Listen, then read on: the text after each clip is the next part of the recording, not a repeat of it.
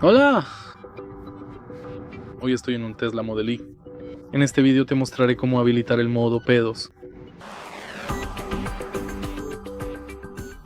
Para empezar, por favor, mira atentamente la pantalla y ahora, con calma, ve a la caja de juguetes. Ingrese emisiones y seleccione pedos. Ruido. Ahora puedes habilitar fart a pedido y tirarse un pedo en la señal de giro.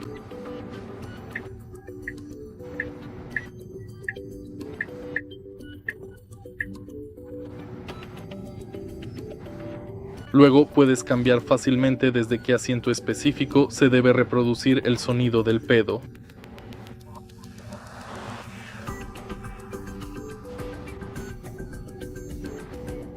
Eso es básicamente todo.